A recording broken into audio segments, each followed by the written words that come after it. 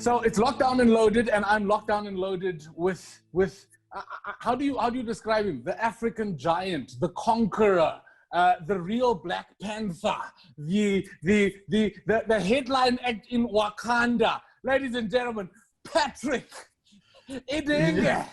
Salvado! Boom! Yeah! I know you only at Salvador. You know, I don't know Patrick. If people ask me, do you know Patrick from Uganda? I'll be like, I don't know Patrick. Do you know Salvador? That's the only brother I know. My brother, thank you so much for joining us. How are you? Pleasure. I am okay. I'm good actually. Life is good. I'm enjoying every moment. You're looking great. Where are you in the world right now? Right now I'm at home. Actually in my bedroom. I've locked myself in. I'm used to it because it's a lockdown, so it's not surprising. I thought you were going to say I'm used to it because it's Africa. I was going to say, okay. No, yeah, so I'm at home. I'm just, actually, I'm just from work. I had to get a job. Yeah, man, I had to get a job because comedians, we have no shows. So I had to look for a job. So I'm now working on radio. So you used to do radio. So you're back on radio. Right? Yeah, I'm back on radio now. All right, and then what show do you do? Give your people a shout out. What show do you do there in Uganda? Pardon? What's the show that you do on radio? Yeah, I'm on 88.2 Sanyu FM. I do the Breakfast Club show. So it's a 6 to 10 a.m. show. So I have to wake up very early, like 4 a.m. every night. So. And yet that's the time I used to sleep, man. Crazy. I'm the same, brother. I'm the same. I also do breakfast radio, 6 to 9. We wake up at ungodly hours to keep people entertained and to keep people living and thriving and in a good mood. For sure. And I think this is the way we've been starting all of these. And it's important for me that we start the same way with you because you're extra special. The world is going through the craziest time. And I read a very interesting, these motivational speakers globally, they say the same things. And I know whether you're in America, whether you're in Europe or whether you're in Uganda, all motivational speakers will tell you that opportunity exists outside of your comfort zone. You know what I mean? You've heard those words. And I feel like that's what this time has been. It's been very uncomfortable. So therefore, this must be the time when there's the most opportunity. In light of what I've just said regarding finding something positive, give us something positive. What's been your favorite part of the COVID-19 lockdown? What's been the highlight for you? The birth of my son, man, my third born. That's been like the super highlight of everything. It made me forget all the problems I've been going through as a comedian, not having work, all shows canceled, travels canceled. And but my son came in and changed everything. So he had to make me think outside the box. So there was no lockdown on the uterus. Your son was like, I don't care about lockdown. I'm coming. No, I had locked down myself, but the missus, No, you didn't lock it down. That's why you had another child. I tried, man. You only have 2 children. You weren't locking it down. This has been the problem. Yeah, so man, congratulations. Thank you. Congratulations. Thank you and I think that's a wonderful thing. How does number 3 feel? I don't have any children. So how does number 3 feel? Because as a comedian, adding beneficiaries, adding people that have got to also eat, because our business is very, very risky, as you pointed out. So how does it feel to now have a wife plus 3? Yeah, plus 2 other people who are looking after him, man. It's crazy. It is mad crazy. And this guy's appetite.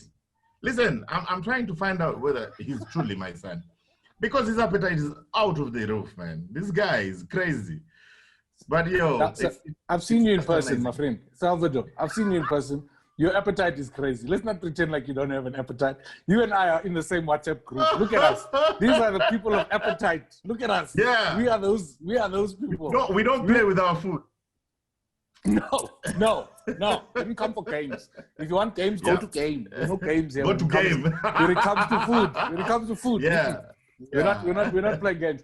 Let's talk comedy, my brother. We are So excited to have you on Lockdown and Loaded. We're so excited that you are still in some way part of the Johannesburg International Comedy Festival. I mean, we would have loved to have you here in person, but we've got to use these new technologies to still be able to have you. So one of my favorite parts about you is that it doesn't matter which country you go to. If you find a comedian and you ask them about Salvador, they will tell you a very simple truth, which is, oh, if you're on the same lineup as Salvador, go before him. Go before him. Man. Don't go after him. What? I'm humbled. What is, so I've never been to Uganda. Talk to me about the scene in Uganda. How did you get so great? Because from our perception, there's very little comedy that happens on most of the continent. I mean, there's one comedy club in the entire Africa at the moment, which is Joe Parker's Comedy Club. So I'm just like, talk to me about the Ugandan scene. How did comedy become such an intimate part of your life? It all started in 2009. There was a competition on TV. They were looking for the funniest guy in Uganda, and I enrolled. Yes. By then, I was working for a telecom company as an engineer. Okay. I'm an engineer professionally. I went to school for it. Brains. Brains. Comedians are clever. Yeah. So as I was working, you know, this opportunity came. My sisters pushed me. They said, "You guy, you can do it. You're funny. I'm sure you can go far." So I enrolled, and I came number 2.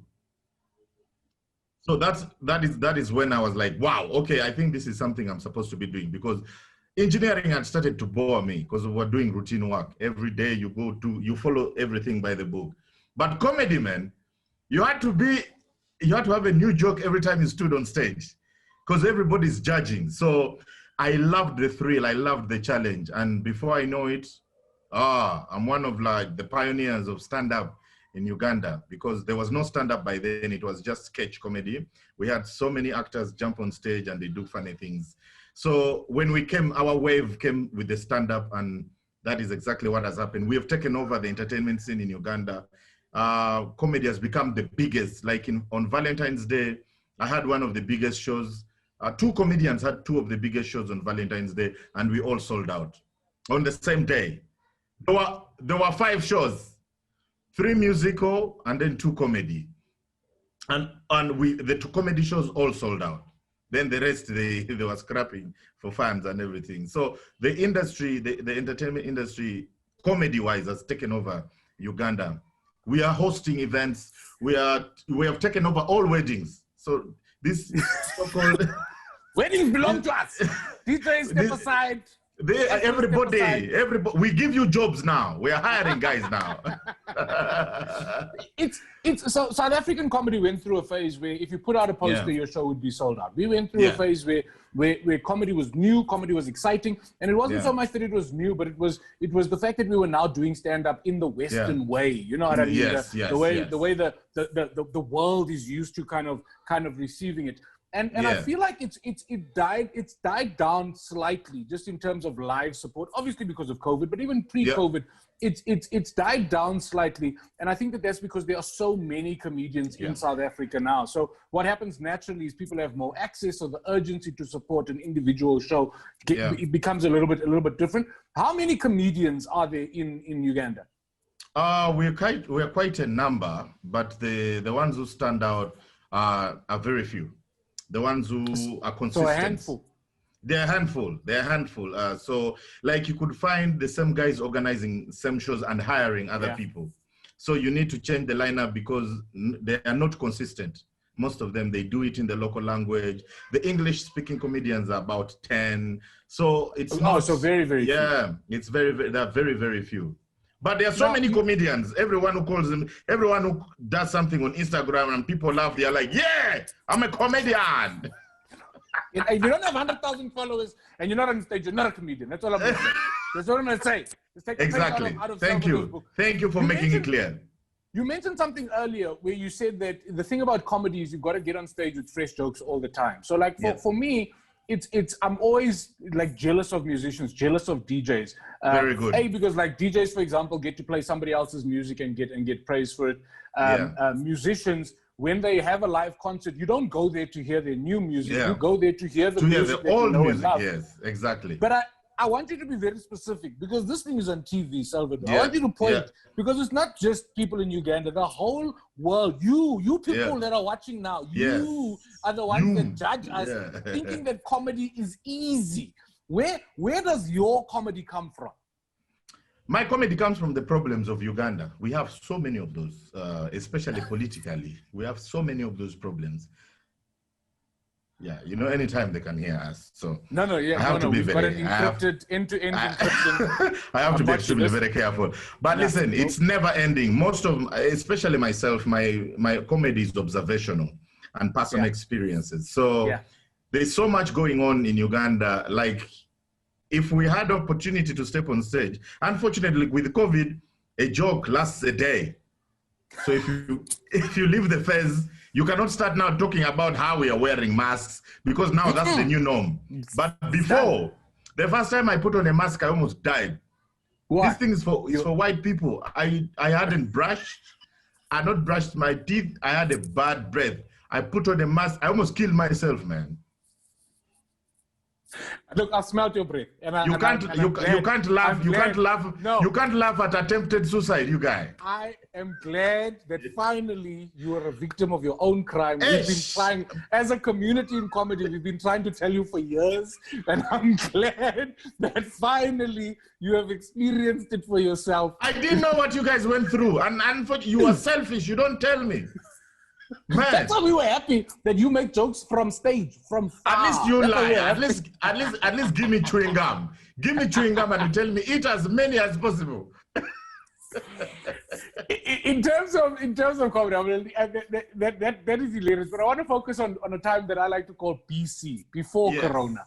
Yes. So before Corona, you've done comedy all over the world.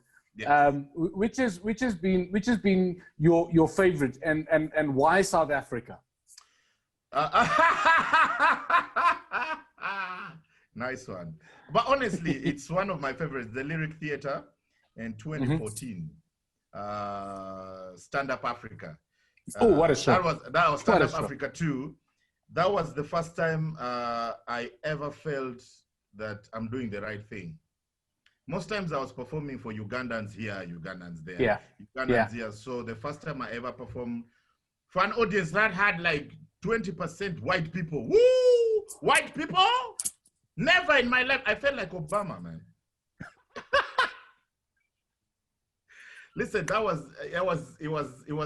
was life-changing. It was one of my favorite shows. But I've had a couple, but those are the ones which will leave a long-lasting memory in me.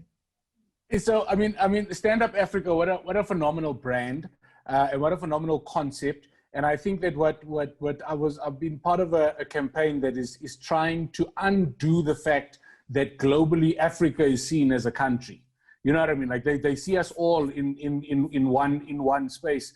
And the line that I gave them, and you'll see this thing in a United Nations thing that we're going to be doing.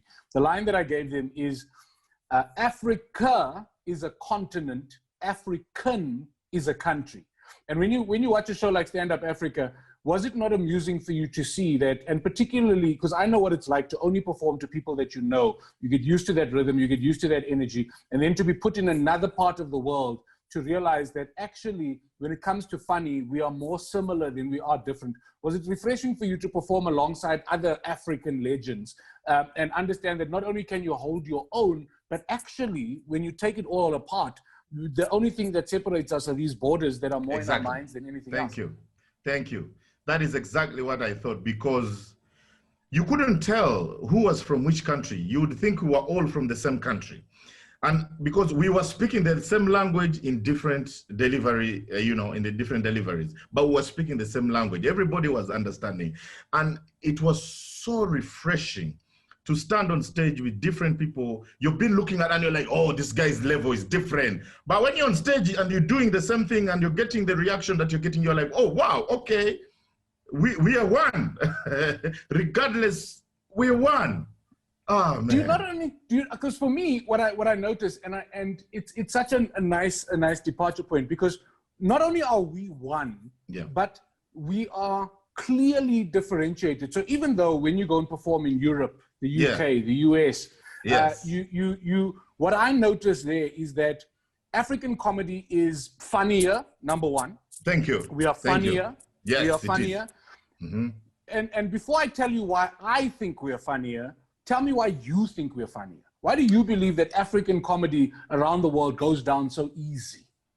I think it's because of the narrative that people out there have of Africa. The mindset that people have of Africa, that we move around with zebras just chilling around, that we are with monkeys. Every time they see you, every time they just see you, they think because you're all black or you won, you're the same, you speak the same language. So when you go there and then you tell them something new, something refreshing, something they have not heard from the stereotypes, because so many African Americans, they do jokes about Africa. They all have the same accent. They all have the same names, Mombutu, Zamunda, Zabida. And that accent. And that accent. Obaba di gaga go gaga. We don't talk like that. We're cool, man. Shit. We're cool. So once you give them something different to what they've been hearing, they're like, oh, wow, okay. So you mean these guys have skyscrapers? Oh, crap. I didn't know that these guys drive. They actually do drive.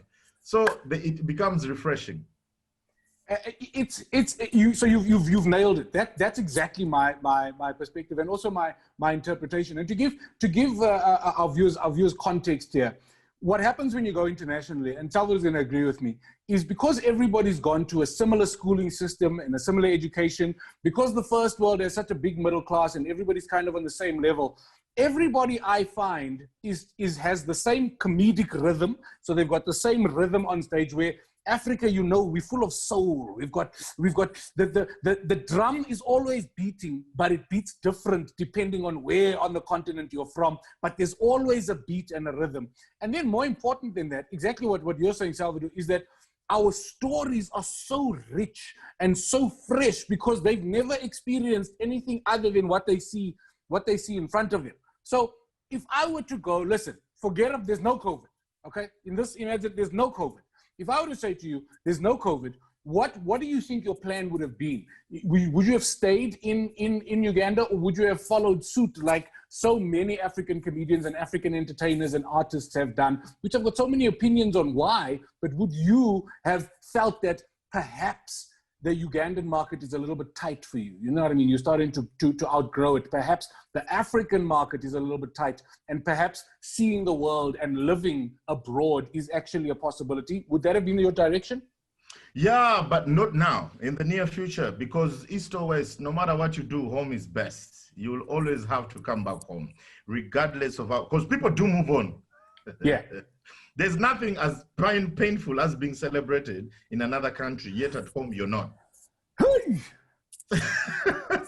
So my plan was to, yes, I want to travel. I want to take my comedy to a different level, but at the same time, I leave one leg behind. Yeah, you go travel 2 weeks, 3 weeks, a month, you come back home, do something at home, stay relevant at home for as much as you can.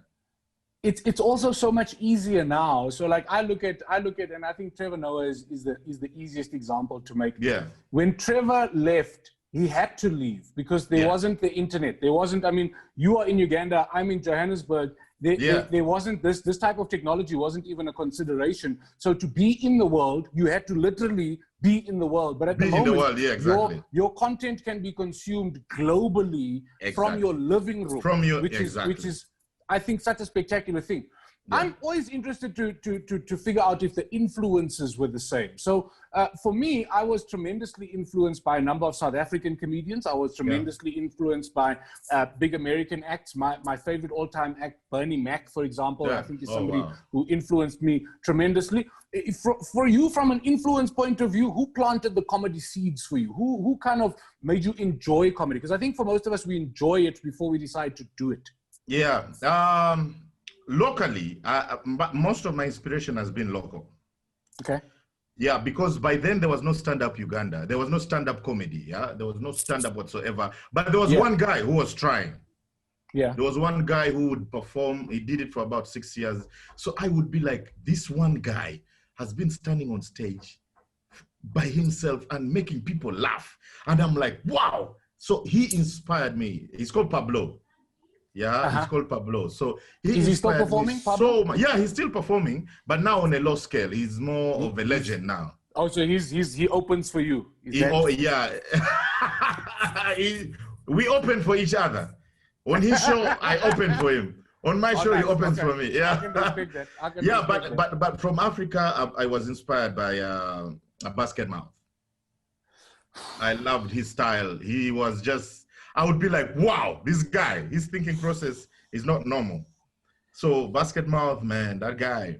Do you know what I don't like about basket mouth? Because we're allowed to say this. We've got freedom of speech. We can say these things. Yeah. What I don't like about... It's not like he's going to hire us anytime soon. Exactly. He's fine. He's fine. Yeah, he's okay. He's on TV every day in Nigeria. Yeah. We can definitely have a word about it. The thing that I hate most, and I'm going to say you that, the thing that I hate most about basket mouth is when you meet him, he's the nicest guy in the world. Then you can't help but love him. Don't you wish? Because I'm like, basket mouth, you are so huge. Can't you be a little bit like a rapper? A little bit like, you know, a little bit arrogant. Just a little bit. 5%. Yeah. Be hard to approach. Be hard to approach, man. Please. Please. Can you be harder to approach? Right. Oh, can you be harder to approach? That's the word. That is exactly the word. The nicest human being. But I think that speaks to comedians. Our comedians in Uganda like that as well. Because everywhere I go, comedians are the friendliest people. As soon as they find out you're a comedian, you're welcomed, part of the family. Is that the situation? If I ever come to Uganda, is that how I'm going to feel? If you ever come to Uganda and they know you're an international comedian, trust me, you're going to get all the love. You'll be spoiled for choice. What I do is when I get my visitors from outside Africa and then they come to Uganda, I don't do anything. I don't do much work because the comedians take care of them. So the love is real. I think that is one thing about comedians that I really, really thank God that I'm part of, because it's like a competition. Everyone wants to show them, everyone wants to show you, the guest, that we care. Yeah, you mean so much to us. Being in our country is an honor. So it's amazing. Just ask Mpo. Mpo was here in Feb. He did my show in February. Whoa, that guy. Hey, he almost stole my show. That's why I'm not talking to him. Because perhaps you come into your own country and steal your show. And steal your show, and then he will leave after you pay him. Imagine stealing your show and you pay. You make me laugh, my brother. You make me laugh. So you told me about South Africa. Where else have you played in the world? And let's just compare what the opportunities have been. Yeah, I've been to my other wonderful and memorable concerts shows have been the Wembley Arena. Humbly, he says, eh? Yeah. You notice Wembley was second to South Africa. Wembley was number 2. Oh, really? Yeah, no, Wembley was number 2. Yes. Yeah, South Africa was number 1. About 12,000 people. Yeah, it was ridiculous. It was basket mouth show. Most of the shows I've done are basket mouth shows. So I'm part of the lineup. No? Yeah, Lord of the Ribs.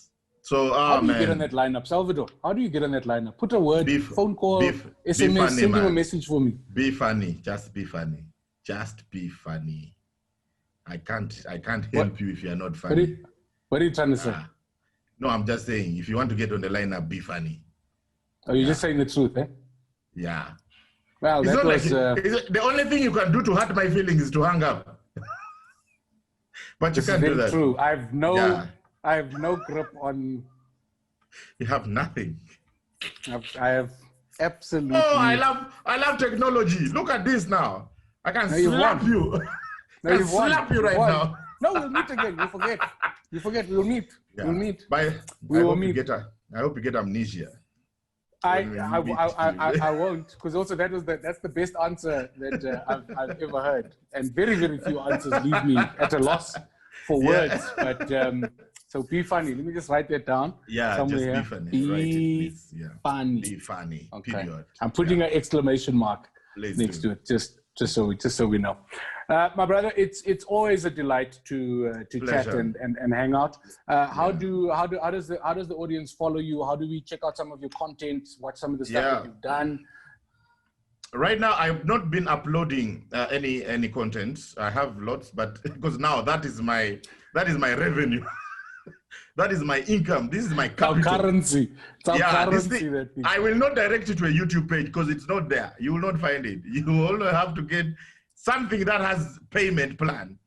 If you can't pay, you won't watch. I promise I am not going to send you to any YouTube channel because right now this is my capital now. Brutal. I have to be brutal on our feelings. Those days I would be like, go to my YouTube channel, subscribe. Don't go. I don't have any. Yeah, if you want to get my content. How do I get on Lord of the Ribs? Be funny. How do I watch your content?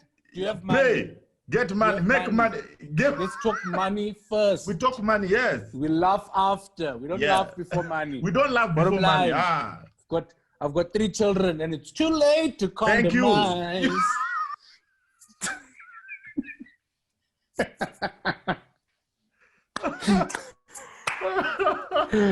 Patrick Idris, Salvado, yes, sir. We wish we could have had you live at JICF. I'm 100% sure that as soon as we're allowed to go out in the streets as normal again, we're going to embrace you once more, my brother. I can't wait to share the stage with you. Man, me too, man. Keep doing what you're doing. All the best for radio. All the best and congratulations to the family for the newborn. Wishing you in this order, wishing you health. Thank you. Happiness. And money, Baba. Money. Oh, money. Wonderful. Money. I'm going to leave you with a joke. It's actually a true story. For free. Let's do it. So, for free. This one is for free. Yeah. So it's not actually a joke. It's a story. Something that really happened because of COVID. You know, every establishment now has that temperature gun. So if your temperature is above 36 degrees, you are suspect. Yeah? 36 degrees centigrade above, you are suspect. So we went under lockdown from March to about May, Uganda, total lockdown, no movement whatsoever. So towards the end of May, it was eased a bit. Yeah, movement was allowed, you could move. So this guy had not seen his girlfriend for about 3 months. And then when they eased the lockdown, he was like, cool. He calls her up and says, I'm coming to visit you. I'm coming to see you, get ready. And she's like, baby, I've been missing you. It's been 3 weeks. And I can't wait. As soon as you reach the gate like this, I'll pick you down. The guy says, wow. Excitingly, he jumps on a bicycle because bicycles were easily allowed to move. But on his way, he says, you know what? This lady, I'm going to be with her the whole night. I need some extra boost. So he buys some pills. And he's like, you know what? I got to reach when I am ready. He pops 2, pop. So, you know, his temperature started to rise. The temperature was not the only thing going up, if you know what I mean. So he reached the gates, and the watchman is like, okay, 42 degrees. So put yourself in that guy's position. How would you explain that the temperature is not because of COVID, but because you popped some pills, because you have some job to do? I would like you to explain for fear of incrimination, because I was about to answer and then my wedding ring started vibrating just to say, hey, know your place, Jason. I will leave that to the viewers. I will leave that to the viewers. The guy is on Facebook. Any advice you give, he will see it. My problem is why does it have to beep, that gun? Now we wait for the beep. Why does it have to beep? Why can't it just be a quiet checking of your temperature? Because you know, me, the only beeps that my people are used to is that shoplifting beep. You know, when you're walking out of the shop and then beep, beep, beep, beep, beep. Oh, yeah. Now we're searching ourselves for no reason. Yeah. Salvador, thank you so much, my brother. This was locked down and loaded for JICF with the great Ugandan, Salvador. Blessing. Peace. Salute and away. Stay up, stay well. Be blessed, my brother. Be blessed too.